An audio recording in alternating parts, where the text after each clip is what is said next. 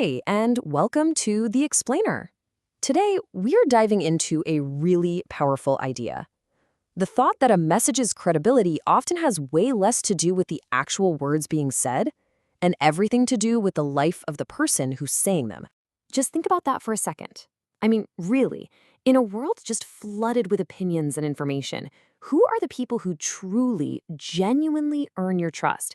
And what is it about them that makes you actually stop and listen? To really get our heads around this, let's start with a story.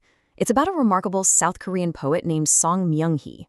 And her life, well, it's an incredible modern-day example of this whole principle in action. So, from the moment she was born, Song Myung-hee lived with a really severe neurological condition. And we're not talking about a minor issue here. This was something that fundamentally shaped every single aspect of her physical life.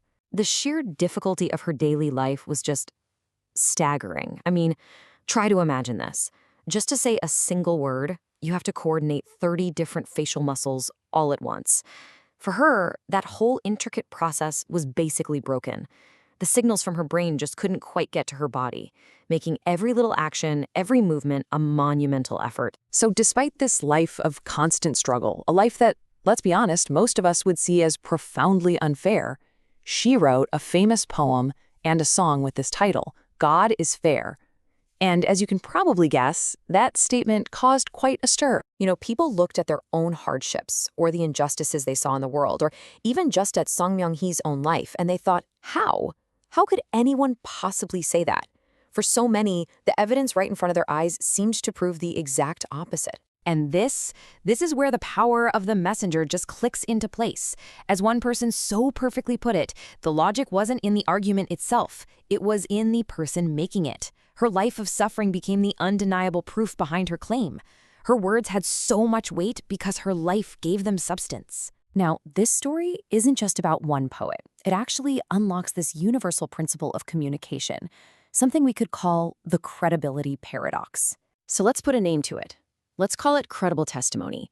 It's that rare, really powerful moment when a person's lived experience, their sacrifices, their integrity, becomes the single most convincing argument for whatever it is they have to say. This creates a really fascinating dynamic, right? You can have a brilliant, powerful message that just gets completely dismissed because nobody trusts the speaker. And on the flip side, you can have a really controversial, hard-to-swallow idea that gets accepted, even embraced, because the speaker's life is the proof. And this principle, it is not a modern thing at all. In fact, if we go way back, we can see it playing out in this incredibly powerful way in the ancient account of a figure we know as John the Baptist. Okay, so in his time, John was a spiritual superstar.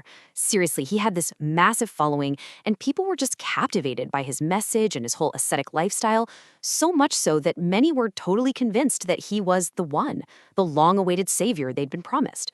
The pressure on him must have been immense.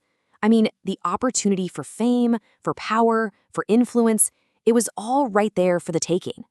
He was asked directly, point blank, "Are you the Christ?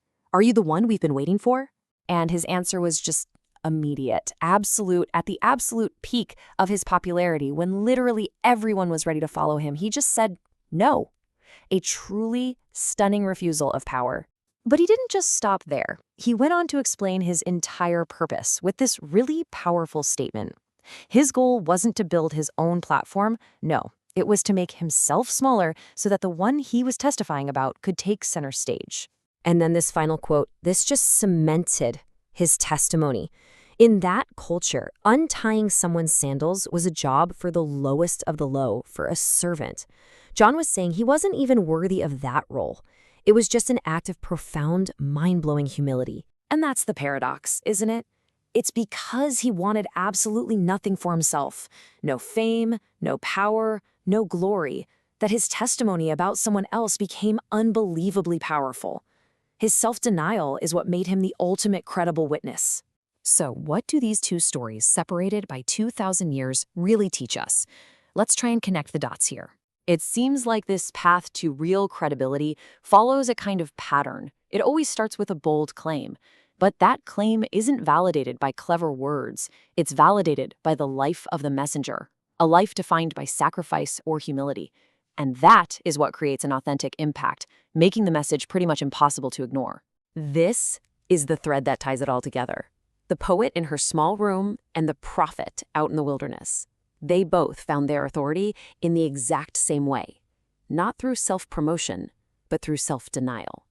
Their power came from a life that was lived for a truth bigger than themselves. Which really leaves us with a challenging question for our own lives today. When it feels like everyone is trying to sell you something, to influence your thoughts, or to build their own brand, maybe the most trustworthy voices aren't the loudest ones. Maybe they're the ones whose lives quietly and consistently back up their words. So, who are those people for you?